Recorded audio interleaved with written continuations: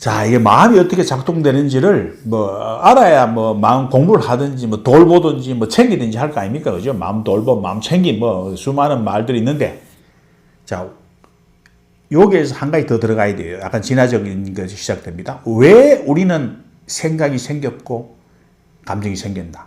왜 진화 과정에서 생각과 감정이 진화했느냐? 요거부터 들어가야 돼요. 이유가 있다고요. 이유가 있다고요. 진화 과정에서 필요 없었으면 없었었죠. 그럼 도태가 됐겠죠. 그런데 지금까지 우리는 생각과 감정을 가지고 산단 말이에요. 진화적 이유가 있다고요.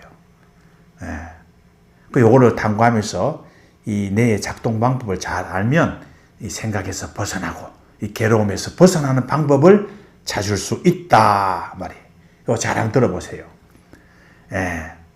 명상이 어떻게 작동을 하고 있는지, 왜 효과가 있는지, 어떻게 하는 것은 왜 효과가 없는지, 알아차리면 어떻게 하는 게 맞는지, 왜 효과가 있는지, 또 하나만 한 건지, 요것도 이제 여러분 스스로 알게 될 거예요. 제가 답을 주는 게 아니고, 이거 여러분이 스스로 아셔야 되는 거예요.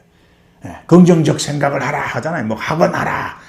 이런 끌어당기의 법칙, 이것도 젊은 이들 많이 하시더라고. 그게 어떻게 작용하는지를 알아야 되는 거죠. 그래서 이렇게 해야 효과가 있구나. 이래 하면 효과가 없고 하나만 하네. 이제 이런 건 다 알아가실 거예요.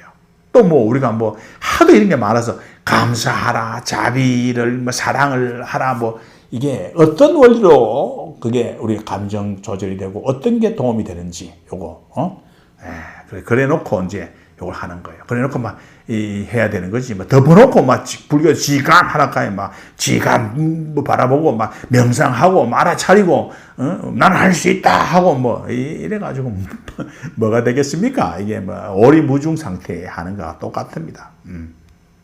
또 어떤 종교에서도 이 마음이 없네 하고 또 이게 뭔 말인지 또 모르겠고, 또 무념 생각이 없다 이게 또 뭔 말인지 이게 다 여러분이 알 수 있는 계기가 될 거예요. 진짜 의미가 뭔지를 안다. 어떤 게 엉터리고 어떤 게 맞는 말인지 여러분이 스스로 판단하실 거예요. 감을 딱 잡으시기 바랍니다. 자, 시작하겠습니다. 이 랜돌프 네스라는 유명한 진화의학자가 있습니다. 그 사람이 정신과사예요. 정신과사인데 이런 진화, 특히 이제 정신의 진화에 관한 것들 이제 연구를 하신 분이에요. 그래서 이 사람이 뭘 했는가 하면 인간이 왜 병에 걸릴까, 질병에 걸릴까 이게 말이에요. 이 궁금했어요. 그러니까 그걸 이제 하는 사이에 모르는 분야가 있단 말이에요. 생물학, 이 사람이 의사니까 생물학 쪽은 또 잘 몰라요. 그래서 이제 이 진화 과정에서 불필요했다면 선택이 되지 않고 없어져야 되는데 이게 왜이지? 그래서 답이 안 풀리는 거예요. 그래서 이 책을 쓰고 싶어가지고 윌리엄 제임스라는 유명한 생물 진화의학자입니다. 생물학자입니다. 그 사람을 찾아가. 그래서 가가지고 이게 내가 좀 이런 책을 쓰고 싶어서 이거 왔는데 내가 모르는 분야가 있다. 당신 좀 내한테 가르쳐 달라. 이래가지고 이제 두 사람이 이제 토론을 하고 해요. 그러다가 이제 두 사람이 의기투합합니다. 이 힘을 합쳐. 우리 같이 하자! 이래가지고 인간은 왜 병에 걸리는가라는 그 유명한 책을 공동 제필합니다. 이 자료 보충하러 갔다가 둘이 같이 써요. 이 윌리엄 제임스라는 이 진화 생물학이 너무 유명한 사람이거든요. 엄청나게 학자인데.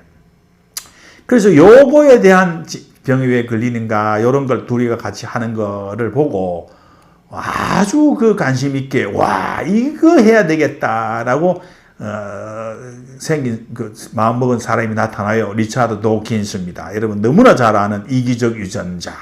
이 이기적 유전자가 바로, 랜돌프 네스의 글을 보고 그 사람의 감명을 받고 이기적 유전자를 씁니다. 근데 랜돌프 네스는 별로 유명해지지 않았어요. 학자거든.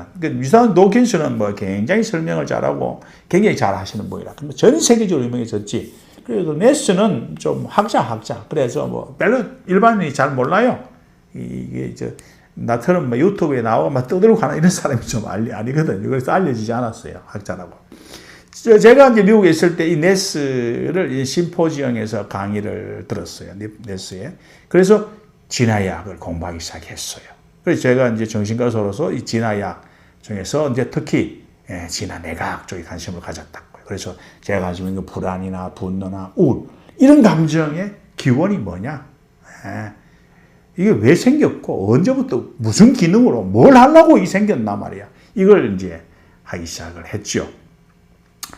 그래서 이제 지난 내각으로 마음의 구조와 이 정신 구조 잘 한번 오늘 살펴보도록 하겠습니다. 오늘 하는 건 정말 간단하고 아주 쉽게 요약 중에 요약입니다. 그래서 이걸 들으시고 내각의 전부 다 요렇게 말씀하시면 안 돼. 요거는 그냥 뼈대. 잘못하면 오해를 부를 수 있어요. 그래서 굉장히 추려서 하기 때문에 아주 쉽게 뼈대만 잡는 걸로 하겠습니다.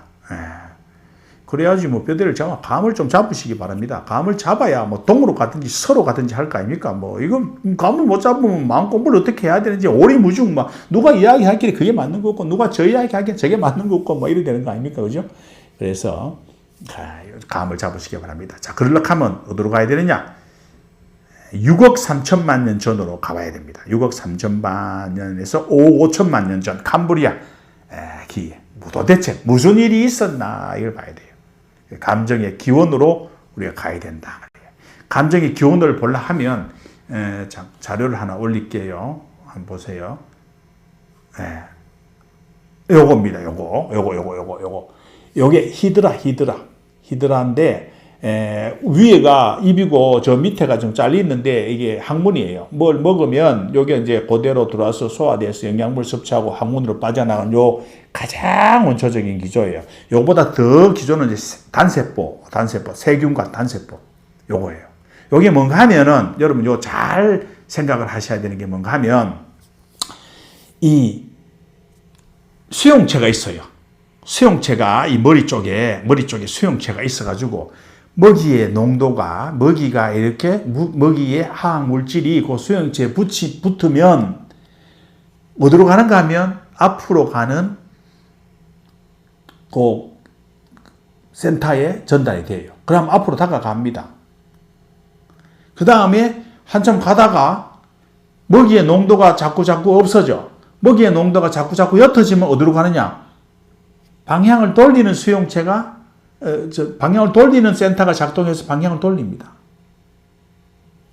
또 반대로 먹이 말고 나를 잡아먹는 포식자 냄새에 대한 그 분자들이 그 수용체에 갖다 붙이면 뒤로 갑니다. 뒤로 간다고요. 요게 뭐냐 하면 감정가라고 부릅니다. 감정가. 요거 좀 어렵죠, 그죠? 그걸 유의성이라고 해요. 다른 말로 하면 내한테 얼마나 유의하냐, 얼마나 좋냐, 나쁘냐 요걸 보는 거예요. 내한테 유의하냐 안 하냐 요걸 보는 거라니까. 좋고 나쁨. 이 좋다는 것은 뭐냐? 내 세포가 내 몸이 살아남는데 유용하면 좋음, 나쁘면 살아남는데 불리하면 나쁨이에요. 요거 세포 수용체로 한다고. 요 수용체. 그 외에 아무것도 없어요. 수용체에서 이 화학 물질을 수용해서 반응한단 말입니다. 이거 아직 내도 없어요. 뭐 느낌도 없고 감각 이거밖에 없어요. 이것만 가지고 살아갔단 말이에요. 5억 3천만 년 전까지 5억 년 이게 살아가다가 부족한 거예요.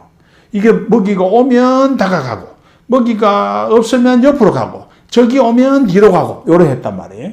요렇게 하다가 이게 이제 이렇게 하면 안 된단 말이에요. 더 정교하게 진화하는데 왜 그런가 하면 이제 이 선충이 이 히드라 말고 꼬마 선충 가지고 이제 한 건데 선충이 싫어하는 게 위험한 게 뭔가 하면 구리입니다. 구리. 우리 전기선 구리를 싫어해요. 그런데 먹이가 여기 있어. 먹이가 여기 있고 그 바로 옆에 뭐가 있는가 하면 구리가 있어. 그러면 가야 돼요, 말아야 돼요. 먹이 쪽으로는 가야 되고 구리 쪽은 도망을 가야 돼. 그런데 여기에 먹이가 있고 구리가 있어. 그러면 가야 되나 말아야 되나? 요거 지금 수용체로 가던 거 요거 가지고는 부족해. 요 환경에서 못 살아남는 거예요. 그래서 그 다음에 뭐가 생기는가 하면 내가 배고프냐 안 그냐에 따라서 행동합니다. 예를 들어서 배가 많이 고파요. 배가 많이 고프면 구리 싫어하는 구리가 좀 있어도 먹으러 갑니다. 우선 먹어야 돼. 근데 배가 부르면 싫어하는 구리가 있으면 먹이한테로 안 가요. 내 몸의 상태가 중요하다. 요게 추가된 거예요. 덮어놓고 먹이 있으면 가고, 치라는 게 있으면 도망가고 했던 것에서 이제는 한 단계 더 나은 거예요. 요걸 핵심 정서라고 부른다고. 정동, 핵심 정동. 요거 아주 중요해요. 요게 우리 감정의 뿌리입니다. 내 몸의 상태. 요거는, 내감각, 시상하부에서 여러 가지 호르몬이 나와요. 좋은 것에서는 뭐가 나온다? 옥시토신, 엔돌핀이 나와가지고 다가가게 하고, 뇌간에서는 도파민이 나오고, 나쁜 것에서는 뭐 코티솔, 뭐 아드레날린, 뇌간에서 아드레날린 나와가지고 이제 도망가게 하고, 싸우게 하고, 요거. 하여튼 간에 요런 게 핵심 정서가, 핵심 정동이 생기는 겁니다. 요게 이제 한 단계 진화했죠?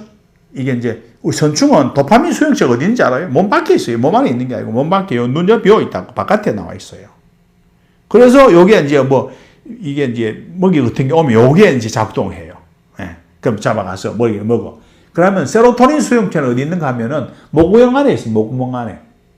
그래서 내가 먹이를 먹고 음식을 딱 삼키면 목구멍 안에 있는 세로토닌 수용체에서 딱 좌우해서 세로토닌이 분비가 돼가지고 행동을 멈춥니다. 추구를 멈춘다고. 세로토닌은 끄는 거예요. 도파민은 뭐 한다? 추구하는 거라고, 추구하는 거. 도파민은 기쁘게 하는 게 아니에요. 잘못 알고 있는 도파민은 추구하는 거예요. 추구하게 하고 세로토닌이 분비 딱 되면 멈추는 거예요. 우리가 이게 이제 연애할 때 그렇잖아요. 막 연애할 때 어떤 뭐 남자가 마음에 들고 어떤 여자가 마음에 들잖아요. 그러면 막 계속 도파민이 빵빵 분비돼 가지고 막 계속 다가간다고. 다가가지고 이제 딱 서로가 이제 결혼하고 했어. 그러면 세로토닌이 딱 분비되거든요. 그러면 이제 추구를 멈춘다고. 그러니까 이제 결혼해서 변했다 하는 거 아닙니까? 예. 그래서 도파민은 추구라고, 세로토닌은 멈춤이라고요. 이거 말고도 기능이 많습니다만, 요거 이렇게 기본의 뼈대를 잡으셔야 돼. 예. 한 가지 요 핵심 정동은 말이에요. 핵심 정동은 지금 내 몸의 상태, 그걸 항상성이라고 어려운 말로 부릅니다. 예, 물이 없는지, 배가 고픈지, 목이 마른지, 이 상태에 따라서 감각 자극의 반응이 달라진다라는 거죠. 이걸 이제 잘 생각해야 되는데. 근데 이런 정동은 말이에요. 감각이 사라지잖아. 이 정동이란 내가 느끼는 게 아니에요. 아직까지는 원시라서. 감각이 사라졌어요. 먹이가 없어졌어. 그런데도 이거는 지속됩니다. 이렇게 진화 있어요. 감각 자극이 사라진 후에도 한참 간다고. 왜냐하면은 이 근처에 먹이가 있었다고 하면 이 근처에 먹이 냄새가 안 나. 그런데도 거기 한동안 머무릅니다. 왜? 먹이가 있을 가능성이 높거든요. 그래서 계속 찾아다닙니다. 정동이 사라지지 않아요. 반대로 적이 있었다고 치면 도망을 갔어. 도망을 갔는데도 내가 도망을 갔거든. 적이 있어서. 그리고 그 정동이 유지돼. 왜? 포식자가 계속 있을 가능성이 있으니까 계속 더 긴장해야 돼라고 진화한 거예요. 이게 안전했거든요. 이 진화가 굉장히 중요한 이야기입니다. 이게 우리가 나중에 이제 여기서 감정이 진화가 되거든요. 우리 감정의 지속성 안 없어진다고요. 진화의 산물이라고요. 무슨 불쾌한 소리를 들으면 도망을 갔잖아. 그러면 그 놀란 감정이 계속 지속됩니다. 이게 오래가는 이유예요. 이걸 알아야 우리가 여기에서 벗어나든지 말든지 할 거 아닙니까? 우리를 괴롭히는 이 감정의 지속성 언제 생겼다? 5억 년 전부터 온 거예요. 5억 년 전부터. 이게 쉽게 벗어나기 어려운 겁니다. 그래서 요거를 좀 잘 생각하셔야 돼요. 좋고 나쁨의 판단은 뭐다? 내 몸의 상태에 따라서 내한테 생명이 유리하면 좋은 거, 나쁘면 불리하면 나쁜 거 이렇게 한다고요. 자, 이제 그 다음에 요 상태로 있다가 첫 번째 진화적 도약을 합니다. 엄청난 진화적 도약을 해요. 그게 뭔가 하면 편도체와 해마의 등장입니다. 요게 앞에 있던 정동이라든지 수용체라든지 이게 없어진 게 아니고 요거가 그대로 있는 데서 하나의 무기가 더 추가가 된 거예요. 그러니까 밑에 거는 그대로 작동하고 있는 거예요. 이게 작동이 없어진 게 아니에요. 그대로 작동하면서 편도체와 해마가 드디어 등장합니다. 네. 똑같이 우리가 내관이나 시상하부 앞에 이야기했죠. 수용체에서 오면 내관과 시상하부에서 움직인다 그랬죠. 내관과 수용체, 내관하고 시상하부에서 이제 반응을 하면 몸이 막 반응할 거 아니에요. 막 흥분된 상태가 된가. 그러니까 이제 뭐 에너지의 수치가 높아지고 각성도 높아진다. 이렇게 뭐 내가 용어로 하는데 막 그런 거 취합보고 어쨌든 몸이 흥분한다고요. 막 지금 몸이 비상 걸렸네라고 딱 반응이 온다고. 요게 또 온다고요. 요게 제일 먼저 온다고. 요게 아직 그대로 있다고요. 편도체와 해마가 생겨도. 그 다음에 요게 한 번 더 점검을 받습니다. 진짜 위험한 거 맞아? 라고 신호를, 감각 신호를, 몸이 흥분된 신호를 편도체로 딱 보낸다고. 편도체에 보내면 편도체에서 판단해. 위험한 거 맞아? 라고 해석합니다. 편도체가 원시적 판단기입니다. 해석장치입니다. 하면은 편도체는 뭘로 하느냐? 해마가 가지고 있던 과거의 기억으로 하는 겁니다. 내가 저번에 이거 뱀을 한번 본 적이 있는데 이게 뱀일 가능성이 높네. 아니면 갑작스럽게 어디 뭐 큰 소리가 꽝 났는데 이게 위험한 거 맞아? 라고 편도체가 해석을 합니다. 그러면 편도체의 해석이 다시 내관과 시상하부로 갑니다. 그럼 내관과 시상하부가 확 흥분해가지고 지금 빨리 움직여 막 몸을 전투 모드, 막 이 생존 모드로 확 만들어 버립니다. 이게 우리가 다 한 거예요. 지금 우리가 일상적으로 지금 하고 있는 거예요.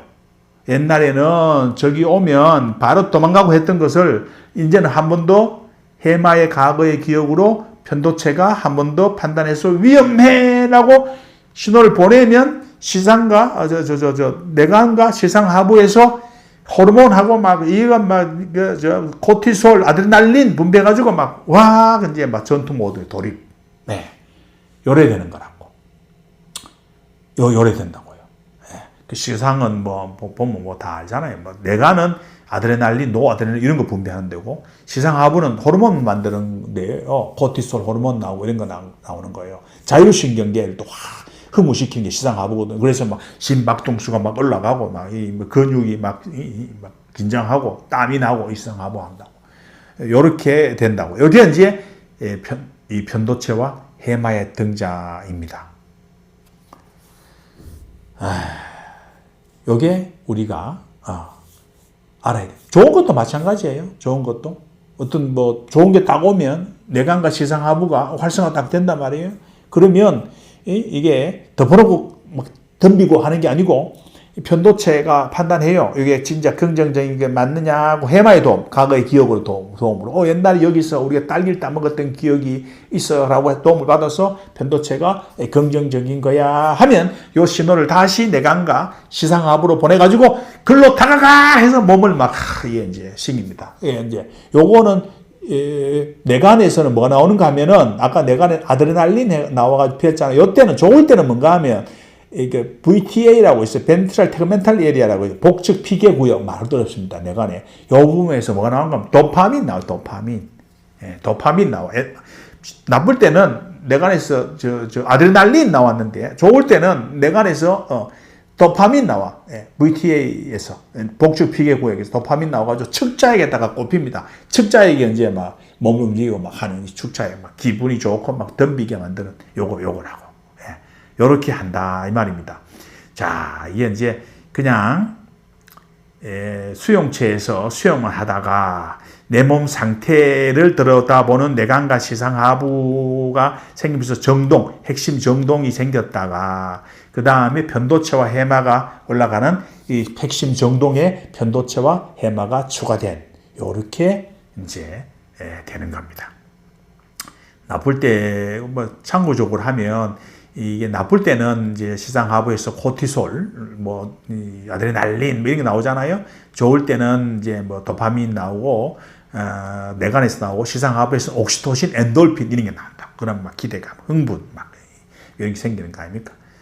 그래서 요게 핵심 정동을 만드는 거예요. 그래서 단순히 배가 고파. 그러면 기분이 좀 나쁘다고요. 그럼 이게 배가 고파서 기분이 나쁜지, 과거에 안 좋은 기억이 있어서 기분이 나쁜지, 이 구분이 되게 어려워요. 이게 버무려졌거든. 네. 그래서 이제 그렇게 된 겁니다. 지금까지 한 걸 좀 요약을 하고 가겠습니다. 내관과 시상하부만 가지고 우리 항상성, 몸에 배고픈지 목이 마른지 요거를 참고해서 추가하고 접근하고 이제 회피하고 했던 것이 복잡하게 편도체와 해마가 들어가면서 드디어 이제 판단하는 요까지 왔단 말이에요. 예. 근데 요 판단도 반사적 판단이에요. 반사적 반응에 가까워요. 예. 요렇게 하다가 이제 두 번째 도약을 합니다. 진화적 도약을 해요. 해마가 과거의 경험, 내가 경험했던 거, 그거 해서 이제 자동 판단을 했잖아요. 편도체가 자동 판단을 했는데, 이 행동하다 보니까 문제가 생기기 시작한 거예요. 네, 문제가 생겼어요. 오류가 생기기 시작했단 말입니다. 어떤 오류인가 하면, 지금까지는 경험에 의해서 판단해 왔어. 그런데 새로운 환경이 마주치니까 이게 막 판단이 안 되는 거예요. 대응이 안 돼요. 새로운 환경이 딱 들어가니까. 그래서 요거를 이제 진화를 합니다. 네, 이게 고정된 반응을 가지고는 이 자유자재가 안 되잖아. 그러니까 새로운 자극에 어떻게 판단하고 반응해야 될까? 요게 이제 생긴 거예요. 자, 요거를 아주 재미있는 예를 하나 들어드릴게요. 제갈매기라고 있어요. 제갈매기가 있는데, 제갈매기는 붉은색을 굉장히 혐오합니다. 적으로 간주합니다. 근데 제갈매기 둥지에다가 제갈매기 알을 꺼내가지고 빨간 색칠을 해. 색칠을 해가지고 다시 갖다 넣어요. 그러면 희한한 일이 일어납니다. 희한한 일이. 붉은색 싫어하거든요. 근데 모양은 알 모양이거든요. 그래서 제갈매기가 알을 품으로 날아왔다가 빨간색을 보고 도망을 갔다가 다시 알을 품으로 날아왔다가 도망을 갔다가를 반복합니다. 해결이 안 되는 거예요. 이게 지금. 과거의 기억으로 반사적 판단을 하던 편도체 해마 가지고는 해결이 안 되는 거예요. 이 제갈매기 상태인 거예요. 이게 지금 가야 되나, 알이니까 가야 되나, 빨간색이니까 도망을 가야 되나, 접근을 해야 되나, 이게 안 되는 거예요. 그래서 내가 두 번째 도약을 합니다. 예? 편도체가 더욱 정교해지면서 아주 중요한 의식, 경험이 생기는 겁니다. 경험이 탄생합니다. 느낄 수 있는, 이거구나라고 내가 알아차림, 소위 말 알아차림 여기서 나옵니다. 알아차릴 수 있는 전전두엽이 생깁니다. 전전두엽과 섭렵, 이런 기관들이 진화됩니다. 네, 전전두와 섭렵이 나중에 진화한 기관들이거든요. 이게 섭렵도 옛날부터 있었는데 더 정교화된 거예요. 전전두와 섭렵이 진화하기 시작합니다. 네, 이렇게 해서 우리가 뭐 한다? 경험. 드디어 내가 아는 거예요. 느끼기 시작하는 거예요. 내가 알아차릴 수 있는 거예요. 이전까지는 뭐 했다? 그냥 반응한 거예요. 내가 불안한지 안 한지, 기분이 좋은지 내가 아는 게 아니에요. 그냥 가는 거예요. 갔다가 물러나고 도망가고 하고 하는 거예요. 그래서 드디어 우리가 의식, 경험으로 진화합니다. 알아차림으로 진화한다고요. 그래서 이제 이거 한 가지 짚고 넘어야 되는 게 뭔가 하면 편도체라고 이제 너무 많이 들어보셨을 거예요. 이 공포의 핵심 중추다라고 하는데 사실은 편도체는 증폭기입니다. 증폭기. 예. 그리고 편도체는 원시 판단기예요. 판단기. 예. 그 편도체가 아무리 활성화돼도 의식이 없으면, 우리가 그 알아차림 느끼는 게 없으면 아무리 불안이 두려움이 활성화돼도 그거 못 느껴요. 현상적 경험을 못 한다고요. 그런데 편도체가 파괴되잖아요. 어떤 그런 환자들이 있다고요. 제거를 하거나. 그럼 편도체가 차괴가 되면 두려움은 못 느껴. 편도체는 두려움의 중추잖아요. 그런데 다른 감정도 증폭하는 거거든요. 기쁨 같은 감정은 여전히 느낍니다. 우리가. 근데 이 증폭이 안 돼. 그래서 미미하게 느껴요. 그래서 편도체를 한마디로 다시 정의하면 편도체는 두려움의 중추, 그 다음에 감정의 증폭기, 그 다음에 원시적 판단기, 이 세 가지 기능을 한다. 어렵지요. 네, 어렵지만 이 기초를 좀 알아야 돼. 아셔야 우리가 수행이나 명상, 마음공부, 이 불안 다스릴 때, 이게 이래서 이걸 해야 효과가 있네. 라는 걸 알게 될 거예요. 자, 끝까지 좀 잘 따라와 보세요. 전두엽이, 이게 내가 어마어마하게 많은 내과학 책과 이런 것을 다 책 한 권 보고 하는 게 아니고 엄청나게 많은 책들을 요약한 거예요. 잘 따라오세요. 전두엽이 진화가 되면서 내부의 그 편도체에 의해서 증폭된 신호가 있잖아요. 전두엽이 되면서 이제 알아서야 된단 말이에요. 그런데 이 증폭된 신호가 섭렵을 통해 섭렵이라는 거, 인슐라라는 게 있어요. 섭렵. 굉장히 중요한 단계예요. 섭렵이 바로 의식의 문이에요. 예? 컨셔스니스의 게이트라고 불러요. 섭렵으로 가서 드디어 전두엽이 우리 몸에 증폭된 내부 신호, 막 활성화되고, 막 두근거리고, 막 이런 신호가 딱 알게 되는 거예요. 전두엽이 내부에 증폭된 신호가 섭렵을 거쳐서 의식으로 옵니다. 예. 이게 이제, 그래서 섭렵 보는 거예요. 섭렵. 의식의 전 단계를 보는 거예요. 이게 불교에서 명상에서 하는 의식의 전 단계, 섭렵을 보는 거예요. 섭렵. 이게 알아차림 하는 거라고. 내가 미리 설명을 하면. 이거 가야 되는 거예요. 예. 하여튼 간에 나중에 하겠습니다. 자, 이게 이제 우리가 섭렵을 통해서 우리의 내면에 증폭된 신호가 섭렵을 통해 전두엽에 전달돼서 이제 알았단 말이에요. 이게 말이야. 이게 문제가, 알았어요. 근데 이 아는 것이 생겼잖아요. 아는 것이 생기니까 희한한 일이 일어납니다. 예. 아는 게 있으니까 이제 아는 놈이 생겨납니다. 아는 놈이 생겨나는 거예요. 이 대상이 있으니까 바깥에 대상이 있으면 주체가 보는 놈이 있잖아요. 그게 불교에서 이야기하는, 대상이 있으니까 주체가 생긴다. 이거하고 같은 거예요. 대상이 있다 하는 것을 아는 주체가 생깁니다. 이게 자라고요. 자는 이렇게 탄생합니다. 실제로 자가 있는 게 아니고, 아는 게 생기니까 생기는 거예요. 우리 카니사 삼각형 이야기 많이 들어보셨죠? 카니사 삼각형. 요거 모르시는 분은 네이버에 한번 찾아보세요. 여러 가지 찾아보면 나와요. 이 물고기 모양, 입 모양 같은 게 이렇게 세 개가 딱 위에 양옆에 딱 이렇게 있어요. 이렇게 입을 벌리고 있는 모습이. 그러면 없는 삼각형이 딱 보입니다. 실제로 없어요. 그냥 하얀 종인데 마치 삼각형이 있는 것처럼 보인다고요. 아는 놈, 아는 놈이 카니사 삼각형과 똑같습니다. 없는 건데 있는 것처럼 보인다니까요. 실체가 있는 게 아니고 있다고 느껴지는 거예요. 자아가 있다고 우리는 느끼고 있다고요. 근데 자아는 그 자체가 허상이라고. 없어요. 카니사 삼각형과 똑같아. 없는데 있는 것처럼 느껴지는 거라고요. 없다고요. 왜 그러면 느껴지느냐? 아는 일이 생겼거든요. 아는 게 생겼기는 당연히 아는 주체라는 게 저절로 느껴진다고. 요게 허상이라고. 또 요렇게 이야기하니까 또 막 이게 무아해가지고 막. 근데 이 경험하는 자, 느끼는 자, 아는 자, 요게 없으면요. 안 돼요. 못 살아. 여기 있어야 돼. 이게 있어야 돼. 아무튼 넘어가도록 하겠습니다. 너무 길면 안 되니까. 증폭의 과정을 거쳐서 드디어 몸 안에서 일어나고 있는 일을 알 수 있게 되었다. 경험할 수 있게 되었다. 하는 거예요. 몸 안에서 일어나는 것을 우리는 의식에서 느끼고 경험한다. 말이에요. 그 경험한 것을 해석해서 이름을 붙입니다. 이게 감정입니다.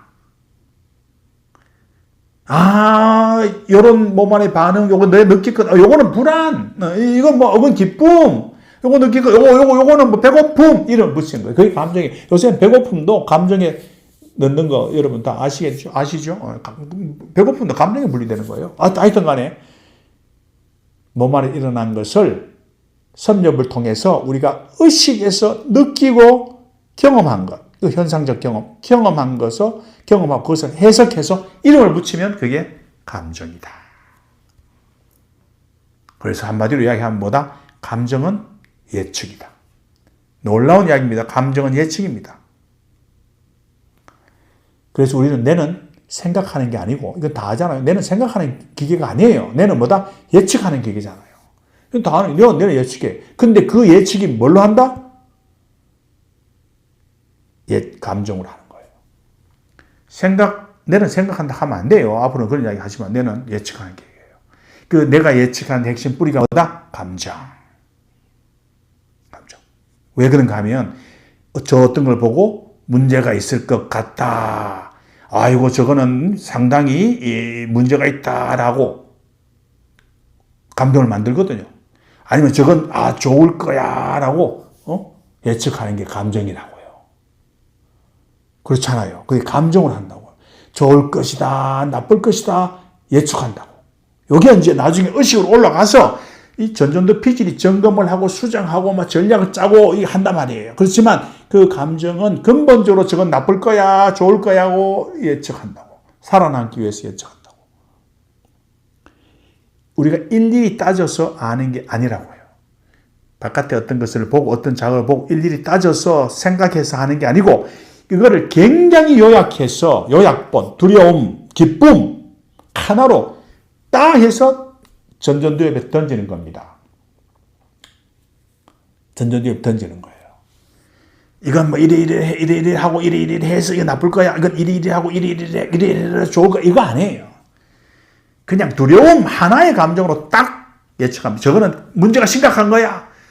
도망가야 될 거야. 라고 그 예측 자료를 딱 던진다고요. 그러면 이제 나중에 하는 전전두엽에서 이걸 이제 분석하고 한다고. 이건 나중에 할 거고요. 그래서 감정은 뭐 한다? 예측 정보를 던지는 거라고요. 감정은 예측하는 거예요. 굉장히 중요한 이야기를 하고 있는 거예요. 그래서 여러분이 두렵고 화가 나고 짜증이 난다, 뭔다? 이게 굉장히 중요한 이야기를 하는 거예요. 감정은 예측한다. 네. 왜 한다? 이런 짓을 왜 하냐? 지금까지 이야기 왜 했냐? 생명 현상이 핵심이라고요. 생명 현상이 아닙니까? 살라고 하는 거지 뭐 어떤 게 어디 있습니까? 그래서 감정이 핵심입니다. 감정이 핵심이고 그 위에 생각, 이성은 부차적인 거예요. 여러분 동의가 안 되실 거예요. 그렇지만 이건 과학적으로 증명된 거예요. 데이비드 휴엄이라는 대단히 유명한 사람이 있어요. 이 사람이 딱 선언을 했어. 그 옛날에. 이 똑똑한 사람이에요. 이 뇌과학이 발달하기 전에 이성은 감정의 노예다.